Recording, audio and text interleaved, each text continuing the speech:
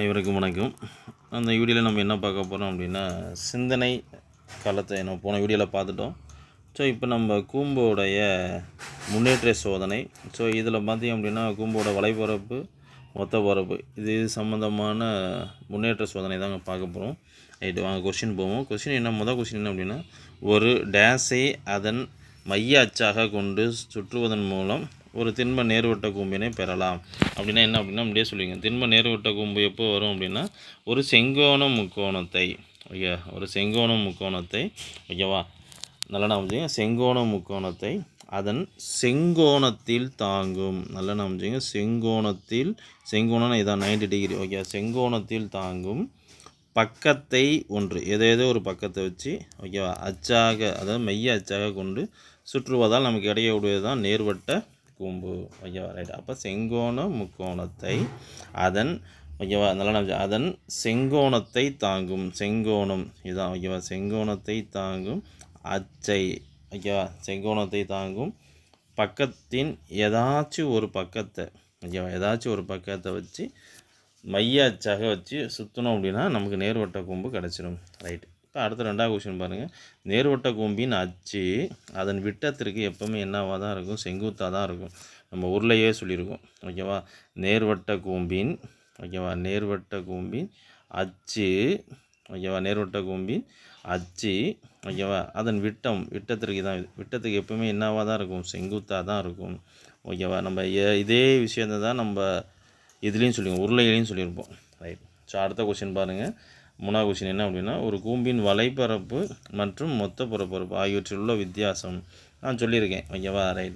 இதுதான் மொத்த பரப்பு, ஓகேவா, ரைட். ஸோ இப்போ மொத்த பரப்பு அப்படின்னா கூம்போட ஃபுல்லாக வர்றது மொத்த பரப்பு. வலைப்பரப்புனா என்ன அர்த்தம்னு சொல்லியிருக்கேன் அப்படின்னா, இந்த இது, ஓகேவா, இதுதான் வலைப்பரப்பு, இந்த ஏரியா தான் வலைப்பரப்பு, ஓகேவா. இது ரெண்டுக்கும் உள்ள வித்தியாசம் என்னன்னு சொல்லியிருக்கேன். எத்தனை வட்டம் இருக்குது, ஒரு வட்டம் தான் இருக்குது. ஸோ இதுதான் வித்தியாசமாக அமைன்னு சொல்லியிருக்கேன். ஸோ பை ஆர் ஸ்கொயர்டு, புரியுங்களா. நம்ம ஏற்கனவே சொல்லியிருக்கோம், உருளைக்கு எத்தனை வட்டம் இருக்குது, 2 வட்டம் இருக்குது. ஸோ அதனால் மொத்த பரப்புக்கும் வலைப்பரப்புக்கும் வித்தியாசம் கேட்டால் உள்ளார எத்தனை வட்டம், அந்த டயக்ராமில் எத்தனை வட்டம் இருக்கோ அதுதான் வித்தியாசம், புரியுங்களா, ரைட். ஸோ அப்போ இதெல்லாம் நான் வச்சுங்க, கூம்போட மொத்த புறப்பரப்புனா இதுதான் ஃபுல்லாக, ஓகேவா, இது ஃபுல்லாக, ரைட். இதுதான். அடுத்து என்ன, வலைப்பரப்புனா இந்த ஏரியா, ரைட். இது ரெண்டுக்கும் உள்ள வித்தியாசம் என்னன்னு கேட்குறான். வலைப்பரப்பை அழைச்சிட்டிங்க அப்படின்னா என்ன வித்தியாசம், எக்ஸ்ட்ரா இருக்கக்கூடியது தானே வித்தியாசம், இந்த வட்டம் தான் எக்ஸ்ட்ரா இருக்கும். ஸோ அப்போ ஒரு கூம்பின் வலைப்பரப்பு மற்றும் மொத்த புறப்பரப்பு ஆகியவற்றின் வித்தியாசம் என்னன்னா பை ஆர் ஸ்கொயர்டு, ஓகே, வட்டத்துடைய பரப்பு தான் இருக்கும், சரிங்களா, ரைட். ஸோ லாஸ்ட் ஒன்று இந்த கொஸ்டின் ஏற்கனவே சொன்ன கொஸ்டின் தான். வட்ட கோண பகுதி, ஓகேவா, கூம்பாக மாறும்போது ஏற்படும் மாற்றங்களை எழுதுக, ரைட். நம்மளுடைய சொல்லியிருக்கேன் வட்டக்கோண பகுதி, ஓகேவா. ஸோ இது ஆரம், ஓகேங்களா, இது வட்ட வில்லு, இது என்னது, வட்ட வில்லு.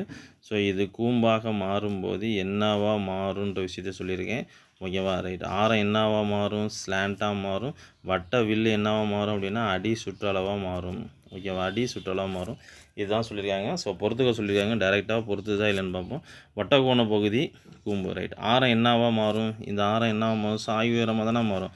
ஸோ சாய்வு உயரம் தான் மாறும், கரெக்டாக கொடுத்துருக்காங்க.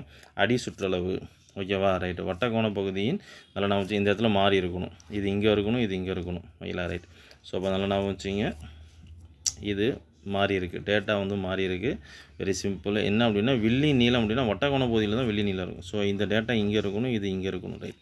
வில்லி நீளம்னா இதுதான், ரைட்டு. வில்லி நீளம் என்னவா மாறி இருக்கு அப்படின்னா அடி சுற்றளவாக மாறி இருக்குது.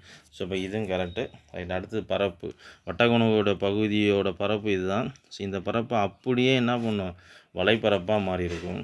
இந்த பகுதியில் அப்படியே என்னவா மாறி இருக்கும், வலைப்பரப்பாக மாறி இருக்கும், சரிங்களா, ரைட். ஸோ அவ்வளோதான் விஷயம். ஸோ இப்போ இந்த 4 இதுவும் முன்னேற்ற சோதனையில் முக்கியமானது, புரியுங்களா, ரைட். பிடிச்சிருந்தால் சப்ஸ்கிரைப் பண்ணுங்கள், ஷேர் பண்ணுங்கள், கமெண்ட் பண்ணுங்கள். தேங்க்யூ.